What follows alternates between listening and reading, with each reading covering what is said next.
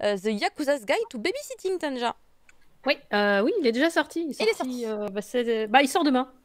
Ah bah voilà, on y était. Il sort demain. Il sort demain. Il sort demain. Alors, ouais, la violence, pas tellement en fait, en vrai. Alors, c'est l'histoire donc ça se passe dans un clan Yakuza. Il y a le boss qui a donc des subordonnés, qui en a un qui s'appelle, comment il s'appelle, Kirishima, et qui c'est un chien fou, quoi. Il se bagarre, il revient toujours en sang, mais c'est jamais le sien, attention. Mais par contre, c'est une bête, hein. Le gars, il te détruit tout le monde, il est connu que pour ça. Dès qu'il a un petit sourire, t'es là, oh, moi je le laisse pas avec des enfants, hein, ce gars-là. Et en fait, son Le danger. patron, oui, c'est un peu le danger en fait. Et son patron, au contraire, il en a marre de le voir toujours revenir amoché. Donc il fait, bon, je vais faire un truc. Tu vas t'occuper de ma fille de 7 ans. Voilà.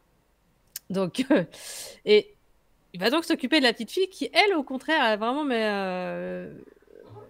est vraiment l'opposé, en fait. Elle a 7 ans, mais tu as l'impression qu'elle en a 70 parce qu'en fait, elle est toute calme, enfin, ça bouge pas. Enfin, moi, je connais vos enfants, ils ont tous pour certains, ils ont 7 ans et ça bouge beaucoup. Là, la petite, elle bouge pas du tout, quoi.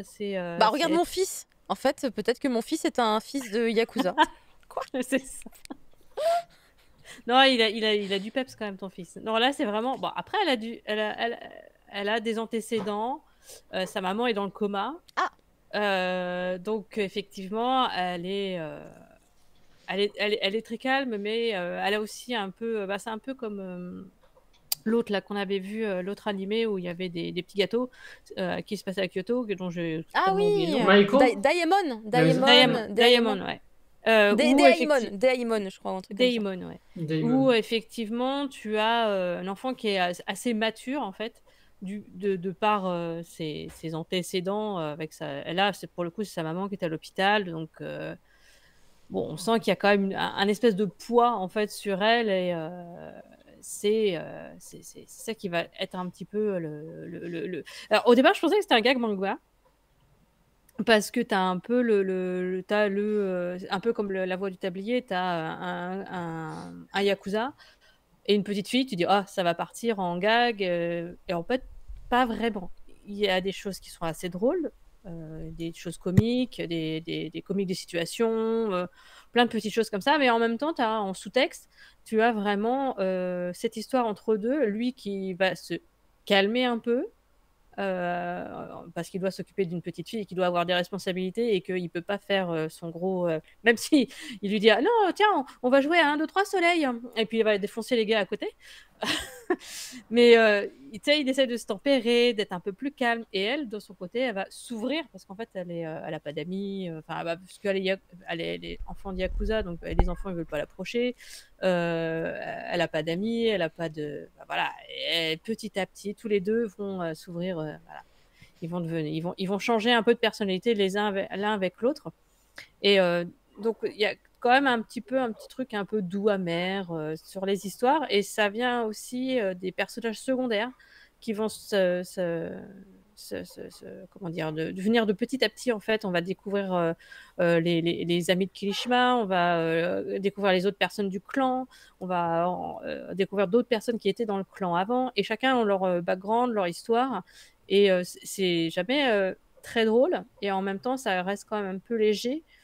Tu sens que c'est pas un truc, c'est pas un gros seinen où tu vas hyper, tu vois, où tu vas te prendre la tête, mais en même temps, ça va quand même toucher des choses un petit peu dures des fois, où vu qu'il y a cette maman qui est toujours dans le coma, par exemple, tu as la sœur, tu vas voir arriver plein de monde. Alors peut-être pas dans le premier tome, parce que moi en plus maintenant j'ai vu l'animé, ouais. Et c'est ce qui m'a donné envie de lire, parce qu'en fait le début du manga, je l'ai trouvé un petit peu lent.